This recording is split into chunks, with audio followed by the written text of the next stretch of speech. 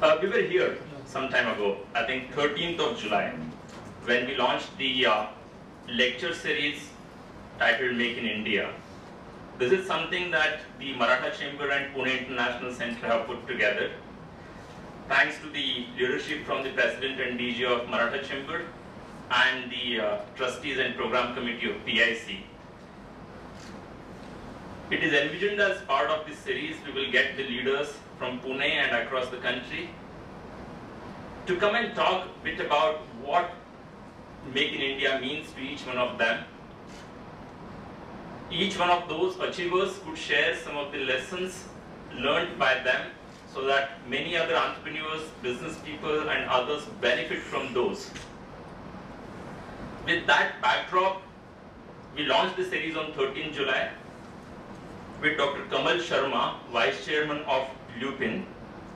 Dr. Mashilkar and Mr. Magar were also on the stage on 13th of July when we launched it.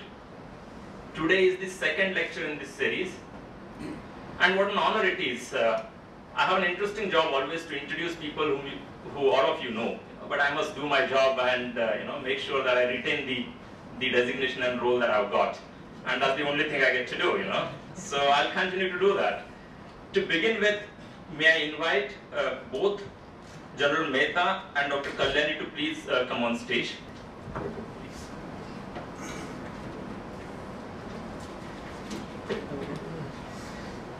The chairperson to you, General Mehta has kindly agreed to chair this session today. Lieutenant General Shamsher Singh Mehta is EVSM, AVSM and of course VSM. He was commissioned into the army in 1962 in 63 Cavalry. And I feel very, very proud to read this line. He led the only tank column to reach Dhaka on 16 December during the 1971 war for liberation of Bangladesh. He is Padma Bhushan. He has Cross of Order of Merit Germany, Commander First Class of Royal Order of Polar Star Sweden, Knight in the Order of Legion of Honor France. This is an interesting one. He's a Forge Master. We all know that, you would say, but yes, Forge Mastery's award was conferred on him by the International Forging Committee or Convention. Dr. Kalyani studied in BITS Pilani and then in MIT in Boston, and he has been honored with Doctorate of Science by IIT Kharagpur as well as University in Australia. And I'll request the chairperson to please give his opening remarks and launch the session. I'm delighted to be here to chair this session. And I must congratulate both MCCI and PIC for thinking of something like this. But let me just in 3 or 4 minutes put it in perspective, because we are here to listen to Baba Kalyani. I will only moderate here and there. Everybody in the country will have to say that I have to be part of this vision, otherwise we are going to be left out of the race. Now why do I say that? Made in India can also be seen as something to do with manufacturing, which it is. And manufacturing in our country has gone down drastically, which is a bad idea. But more importantly, Made in India reflects self-reliance so that India continues to remain secure. India is not going to be secure, not from the borders or the frontiers or the attacks that might come upon us, but if India is not going to be strong in this very critical component of the manufacturing sector. Everybody is part of the dream. Everybody has to be part of the dream. And there is no better way to look at it from Pune's point of view than to get Dr. Kalyani to tell us where we are, where we need to go, what are our success stories, and why it is important. And thereafter, time permitting, maybe a few points to sum up all the reason. Dr. Kalyani. General Mehta, I'm delighted to be here this evening. And I'm a little bit embarrassed when I see all the veteran business leaders and people who have a lot more experience than me in manufacturing. Prakash Taylor, and I see Anu Aga here, Pradeep, and of course our people who have made all this possible, Dr. Kelkar, Dr. Muzumdar, who is the doyen of our education system, Ajit, who has been part of the government for such a long time. So I'm delighted to be here. I'm actually the junior member of this group. So, but as General Mehta said, I have a passion about this entire Make in India concept. And it's not that this passion got aroused when Prime Minister Modi gave a call for Make in India. I think it is probably the most important part of the Prime Minister's strategy for this country, as I see it. What is different this time is we are beginning to see a fairly strong processes getting into place to see the implementation of this Make in India strategy. My talk, I will cover it in 3 parts. First part is why this is important to India. Second part, where is India today in relation to in manufacturing in relation to the rest of the world? What is this campaign about, and where is it likely to take us?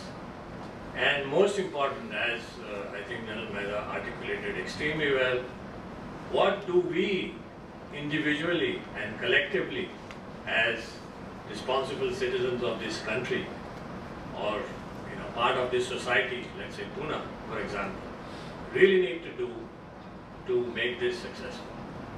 My impressions in terms of where we are, where we need to be, and how do we need to be there. Now, why is manufacturing important to any economy? I mean, you can give many reasons, but I think I would take what General Mehta said.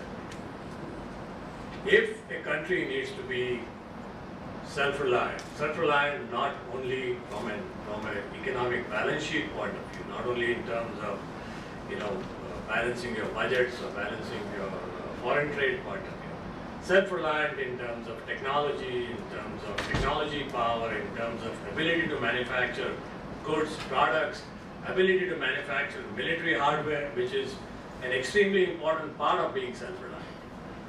You have to have manufacturing. You just can't do it without manufacturing. If we don't do something about the electronic industry in this country, and I'll talk a little more about it later, the import of electronic products in India by 2020 will be the #1 import product in this country, much higher than even petroleum, costing about $80 billion worth of imports per year. In the world, manufacturing and nations that manufacture products, you can divide them broadly into 3 categories. There are, in terms of economies. One is a factor-driven economy.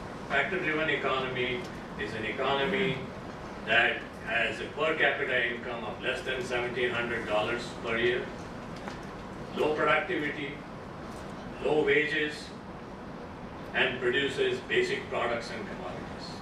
And that's the countries which are factor-driven economies. And India is right there today. We are a factor-driven economy. We may have, oases of excellence in places here and there, but if you look at it as a country, from north to south, east to west, that's exactly where we are. Matter of fact, we are even worse off than Philippines and Bangladesh, by the way, when it comes to industrial activity or manufacturing activity in terms of per capita as a nation. The innovation is catching up at such a speed that if we don't move, at least in pockets, towards that, we are again 20 years later going to be in the same place than where we are today. Because the goalpost will get moved. What is efficiency-driven economy will become a factor-driven economy, because many people in the world will be able to do that at half your cost. So again, you will have problems with your wages, your incomes, and all those kinds of things. So, what is the goal? The goal is 25% share of GDP in manufacturing, 100 million jobs, and strong manufacturing capability across all critical sectors. Even though we have liberalized many parts of our economy, but one thing we have not liberalized is our thinking, what's between our ears. in a large part of our population. And therefore, we all think that what you make is no good. What that guy with the white skin makes outside is good. And we have this as a very, very big problem. And unless and until that changes, this whole Make in India business is just not going to happen. As soon as President Obama did this, Prime Minister Cameron did that in the UK. He's called it Project Catapult, set up 7 centers where UK has capability, many of them in aerospace related activity, materials related activity, because UK has a huge amount of capability in that. The old Sheffield Birmingham Well is a mecca for materials engineers, for example. You go up north towards Derby, Scotland, it's all of Rolls-Royce, making jet engines and all that. So they're doing a lot of work. Similarly, Germany has set up a similar project, but focusing more on Internet of Things and Internet of Business. They call it Industry 4.0. And I'll tell you a little bit about what that means. And now China. This is, I think, just some weeks ago. Premier Lee's has put a whole trust on Make in China. I mean, I was a little amused when I read this because I thought China already makes everything. So I don't know what trust he's putting in terms of Make in China, but yeah, there it is. They're putting a trust Make in China for high value manufactured products. Let's look at defense. Why are we where we are in defense? I mean, it's very simple. You got a large part of defense production is done in public sector and defense ordnance plants. Defense ordnance plants were a gift from the British to India because they ran this ordnance plant. Margaret Thatcher dismantled all the ordnance plants in England and gave it all to the private sector long time back. We still continue with ours. So we have a manufacturing ecosystem in the most important part of our economy, defense production, which lives in the 50s and 60s. What is wrong with us is what ecosystem we use. And are we ready to change this ecosystem to get India into the 21st century? A little bit about Bharat Forge. I don't want to brag about our company, but we have always believed in our company that people, it's a little bit like Silicon Valley. You bring talent, you bring technology, and you put capital, you can create almost whatever you want. That's been the belief that I have always had. And I have always gone with this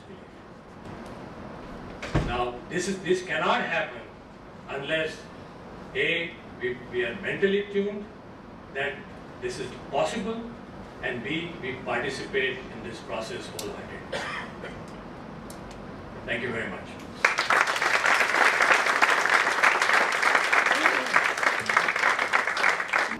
Before we actually start, let's actually give them a very good.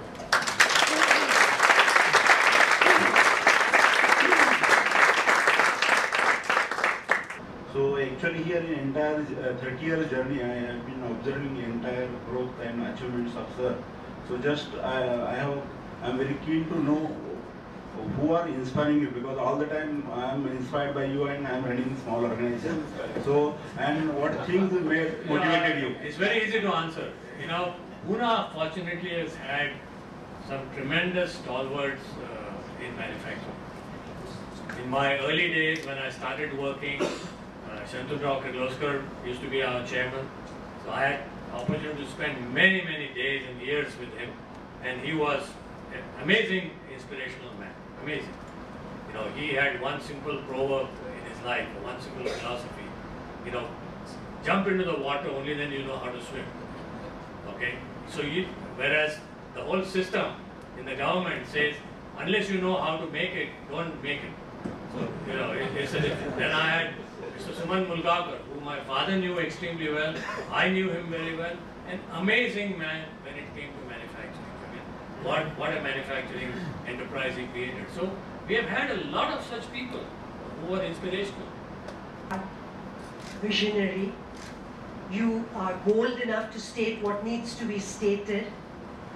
why don't you have a sick PSU and really show the nation, because with your connections with the PM, you can say what comes in the way. There are many things that, it's not that easy, I know. But if anyone can show the way, it's you. Would you do it, Baba? Without money, yes. You know, Anu, I'll tell you what I'm doing. I totally agree. You know, it disturbs me as an Indian that we are at such a low level in the manufacturing food chain in the country. And when I go around, I have a chance, you know, I have almost been to every type of manufacturing plant in the world, whether it's jet engines, whether it's trucks, whether it's cars, whether it's components, robotics, I've seen it all. There should be an initiative where private sector get access to all these kind of crores of money and equipments which is actually lying in the government institutions, just sitting idle. I think it's time to say what can we do ourselves and what can we do as a society. So replace government with society. Pune is a very vibrant society. And you have PIC and Maharashtra Chamber as a fantastic platform to discuss this and find solutions to. And I think that's our salvation, in my opinion. The three, when they are selected, they do what is called a 5-3-2.